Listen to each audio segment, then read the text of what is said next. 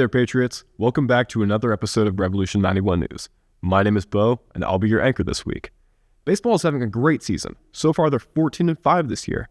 They play against LaGrange today, so make sure they feel your support. Trek's first home meet is today.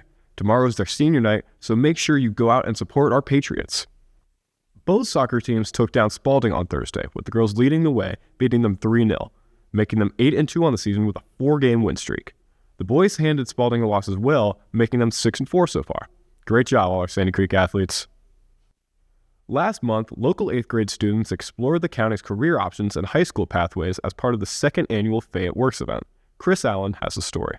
On February 27th, Sandy Creek Skills USA officers volunteered at the second annual Fayette Works Career Expo. Fayette Works is an opportunity to bring 8th grade students here to the Center of Innovation, where students can go through 5 zones to see different career opportunities that are near or in Fayette County. The purpose for Fayette Works is to let students be exposed to potential careers and to let our career presenters develop relationships with students so that we start the process of a workforce pipeline for industries here in Fayette County. I've been really liking and enjoying this space. It's been really great. Everybody's been so nice, and I just love the environment here. The food was great over there at the Nacho area and the Hanna Brothers. I really liked the medical field section. It was pretty cool. I got to do CPR and stuff. It's made it where I can have hands-on interactions with the things. And so I know if it's something that will interest me more. I learned how to put a tube inside a baby's mouth as an adult. I feel like they gave us a really good opportunity to learn more stuff about the different jobs and stuff. And I feel real happy about it. This is important for our existing industries because they are helping to create their own workforce pipeline. By investing in the talent creation for their future, they're able to bring together the relationship with the students, have the students know that they are in the community and that there are job opportunities available for them when they do graduate from high school or after they get finished with college. We're at the 3rd floor visualization studio. We do 3D animation for movies, television, games, theme park rides, and commercials. For everyone on camera, there's 10 people behind them making it work. And we're in that group of the 10 people behind camera making it work. I think it's important to kind of show that it's not a final finished product that you see on screen. It has a lot of steps behind the scene that build it up. We are so thankful for all the career presenters that partner with us for Fayette Works and for our partnership with Fayette County Development Authority. It was amazing. Yeah, but thank you guys so much, and I'll see you. Thanks for watching. I'm Chris Allen reporting with your Revolution 91 News. Trek's This Week's Teacher Spotlight highlights Sergeant Harris of the ROTC department. Good morning. My name is Master Sergeant Keisha Harris, and I'm the Air Force Junior ROTC instructor. I've only been here for a minimum of 4 months. It's pretty new to me because I wanted to give back to the students. I enjoy interacting with them and hopefully being able to motivate them to be better citizens in the community. Things that I manage are color guard, which they provide support for the football games, the basketball games, soccer games, stuff like that. And they have participated in the certain different parades. Yes, I enjoy interacting with the cadets that I have here. I've developed a relationship with them, and they seem to have developed one with myself. Trek's time for your weird, strange, and possibly wholesome news with Nathan. Welcome back. My name is Nathan Anderson, and I'm here to tell you about some crazy, strange, and wholesome news you might have missed. Recently, a monkey from Ichikawa City Zoo, located in Japan, has become extremely popular. His name is Punch. He is 7 months old and was abandoned by his parents shortly after birth. The zoo gave him a stuffed orangutan to act as a friend and as some sort of comfort. Punch is often seen dragging the stuffed orangutan around. The other monkeys often push him around and mess with him, causing Punch to run away and seek support from his stuffed animal. A lot of people on the internet now have a soft spot in their hearts for him, and Punch's growing fan base follows him closely. Past internet celebrities in the recent years, such as Moo Dang and Pesto, have had their moment in the spotlight before their fame faded, so it remains to be seen if Punch will follow a similar light Next up, the world's oldest competitive pool player was given the title in 2021 at the age of 94. 5 years later, Maggie Kennedy is still going strong. Maggie Kennedy is going to compete in the BCA National Pool League Tournament in Las Vegas.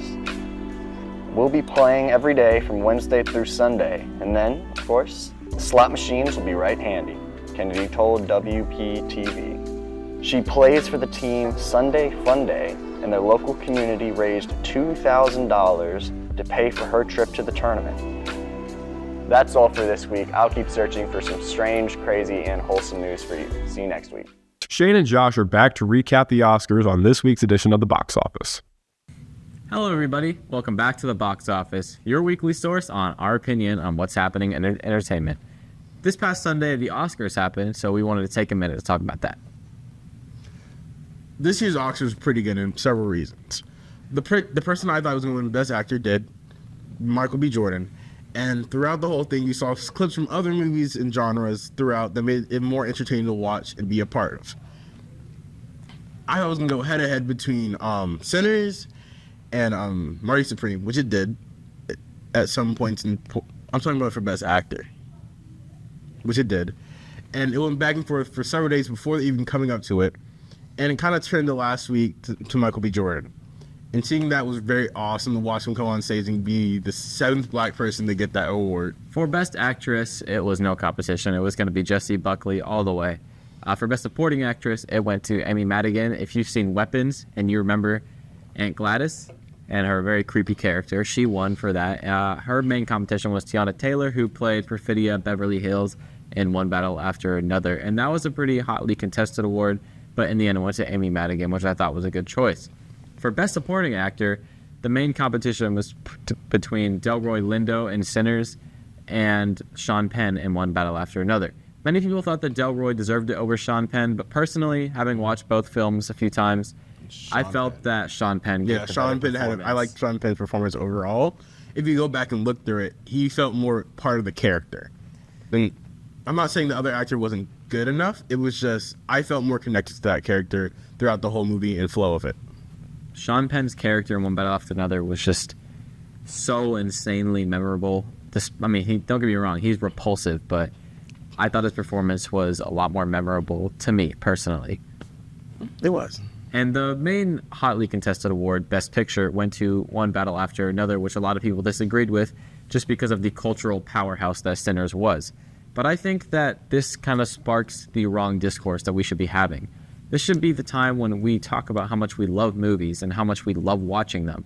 It shouldn't be, oh, I want this movie to win so much that I'm just going to insult this other movie so much. There's been a lot of discourse from fans on both sides, people saying that Sinners was overrated, people saying that One Battle After Another was overrated, when this should really just be the season that we come together and just discuss how much we love the movies, because the Oscars isn't the only award show. It's not the source of what was the best movie.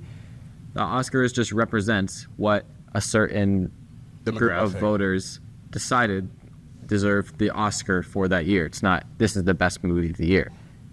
I thought One Battle After Another was the best movie of the year, but one other person might think that The Secret Agent or Sinners was the best movie of the year.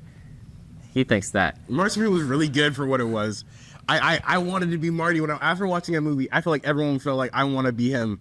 I want to have that New York way of going through and gritty and fighting throughout. At the very beginning, at the very end. Okay, we all know how it gets. But at some point, I feel his pain, his goal to be the best.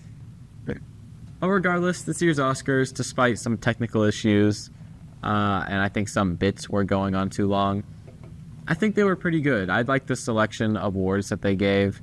I think it could be a little more interesting, but this year was just absolutely stacked with competition. And I thought it was pretty good overall, and I think we all just need to remind ourselves that we all love movies. It doesn't need to be this movie versus this movie. We should just come together because we all love watching movies. Yeah, pretty much. Cinema is cinema. All right, that's it for this week. Thank you guys for watching, and we'll see you next time. We all know the contributions to the civil rights movement from names like Martin Luther King Jr. and Malcolm X, but today we want to take a moment to reflect on a pivotal figure who didn't use words, but images to encourage change. Here's Joseph with the story. Gordon Parks bought a $7 camera from a pawn shop to tell stories that words couldn't. He called it his weapon to fight against racism. He didn't just take pictures. He had a plan to show the truth, to make leaders like Malcolm X look powerful. Parks used a low angle, pointing the camera up so it looked strong and respected.